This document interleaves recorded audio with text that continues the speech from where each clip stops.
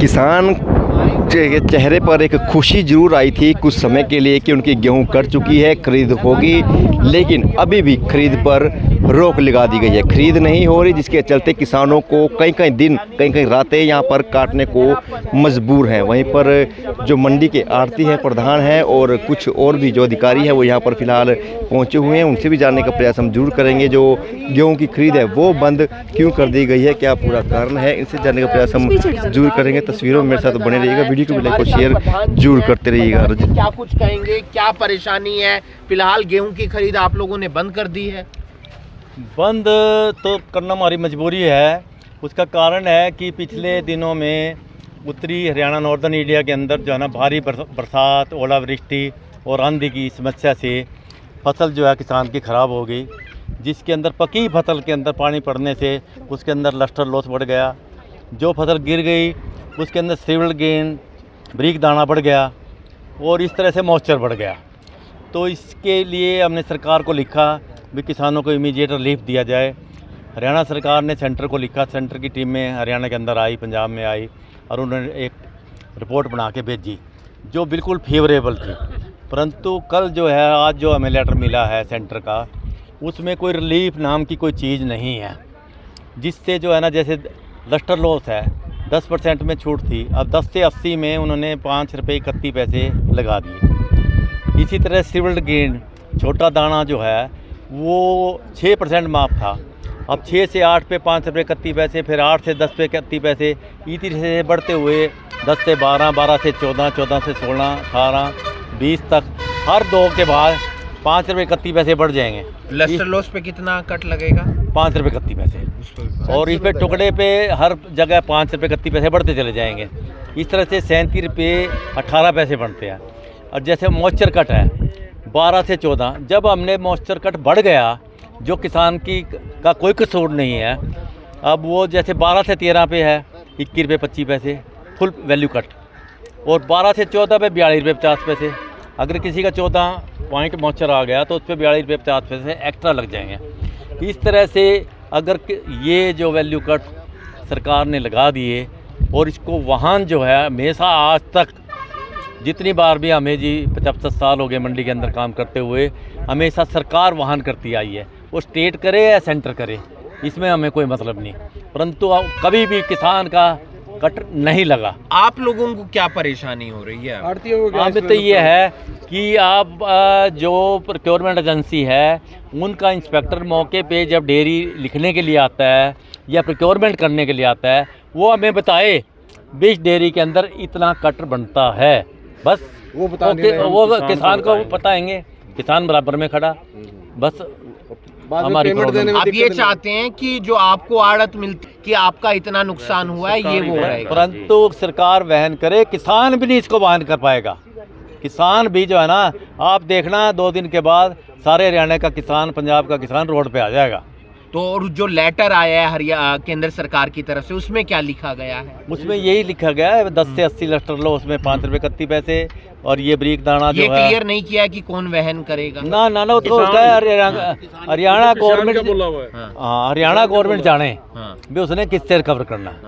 तो आगे अब आपकी क्या रणनीति रहेगी जी? हमारी रणनीति ये है कि ये जो खर्चा पड़ना है ये सरकार वहन करे।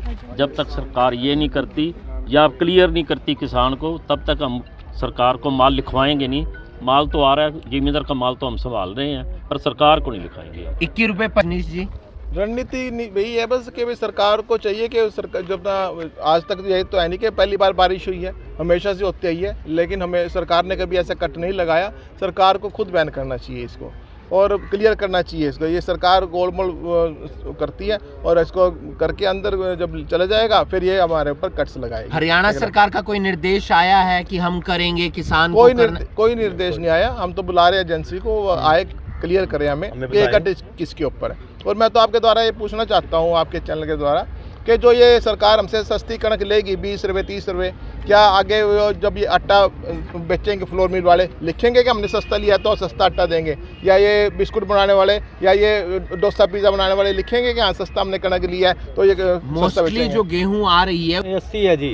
अच्छा ज़्यादा है, लस्टर लॉस ज़्यादा सेंटर की है, टीम बता लेकिन कोई ऐसा थोड़ी है जिसमें लस्टर लॉस होगा उसमें आटा नहीं बनेगा, आटा तो पूरा बनेगा, तो भी ये फिर इस पर कट क्यों लगाया जा रहा है? ये थोड़ी है कि आटा कम निकलेगा, 1 क्विंटल से जो आटा मिलता है वो 50.5 किलो रह जाएगा, ऐसा कुछ नहीं होता। क्या कुछ सर आगे की रणनीति? देखिए रणनीति तो हमारी यही है, हम और किसान को उतरवाएंगे, किसान को तंग नहीं करेंगे हम। किसान का और आड़ती का चोली दामन का साथ है, हम एक दूसरे के साथ खड़े हुए हैं और हमारी ये रणनीति है, हम लिखवाएंगे नहीं सरकार को, हम माल लिखवाएंगे नहीं, हम उतारेंगे माल, संभालेंगे, सारा काम करेंगे। और ये भाई ने कहा अब तक भाई इसमें वजन तो बराबर होगा, छोटे दाने में वेट वही है, तुल का आटा बराबर होना, किस लिए कट लग रहा?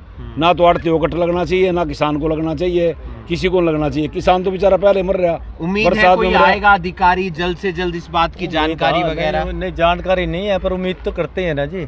सरकार भी बेचैन तो होगी ना जी, जब अगर सारे हरियाणा की प्रोक्योरमेंट रुक जाएगी, पंजाब की रुक जाएगी तो बेचैनी तो उनके अंदर भी होगी। हम तो यही आपके माध्यम से रिक्वेस्ट करेंगे सरकार सीएम साहब कोशिश तो कर रहे हैं कि किसान गेहूं को सूखा कर लाए। हाँ नहीं चलो वो तो हम भी कुछ कोऑपरेट करेंगे उनको, हम भी किसान को यही कह रहे हैं भी आप जो है ना 2 दिन 4 दिन के बाद उसको कटाई करें ताकि इसके अंदर मॉइस्चर कम हो जाए ज़्यादा। बेमौसम बरसात की वजह से किसान काफ़ी दिन परेशान रहे, लेकिन उनके चेहरे पर तब रौनक लौट आई जब उनको पता लगा कि उनकी गेहूं की खरीद शुरू हो चुकी है। हालांकि कुछ देरी ज़रूर हुई, हरियाणा सरकार ने ये कहा था कि 1 अप्रैल से जो गेहूं का है वो 1 अप्रैल से उसकी खरीद शुरू हो जाएगी, लेकिन 2 से 3 दिन देरी हुई।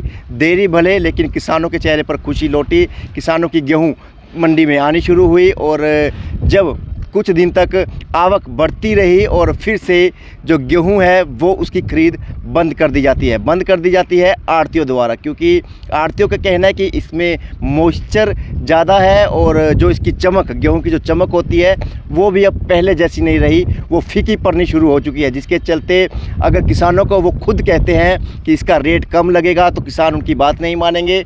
अगर लेकिन कोई बड़ा अधिकारी होगा तो शायद वो किसानों को अच्छे से समझा पाएगा। कोई अधिकारी मौके पर नहीं पहुंच रहा, क्योंकि अधिकारी मौके पर पहुंचेगा तो वो किसानों को बताएगा कि उनकी फसल में जो कटाई हुई है उसमें इतना नुकसान होने वाला है, और आड़ती ये कहते हुए नज़र आ रहे हैं कि जो इसका गेहूं में नुकसान है खरीद का वो सीधा किसानों पर नहीं पड़ना चाहिए, उसका जो मुआवजा है या उसका जो हर्जाना है वो हरियाणा सरकार को देना चाहिए, ताकि ना तो आड़तियों की जेब पर फ़र्क पड़े ना किसानों की जेब पर फ़र्क पड़े, क्योंकि किसानों ने तो पहले ही जो काफ़ी नुकसान सहन कर लिया है बेमौसम की वजह से। अब देखना ये होगा कि हरियाणा सरकार का अगला कदम क्या रहता है। तमाम खबर से अपडेट के लिए हमसे जुड़े रहिएगा, वीडियो को भी लाइक और शेयर जरूर कीजिएगा। धन्यवाद।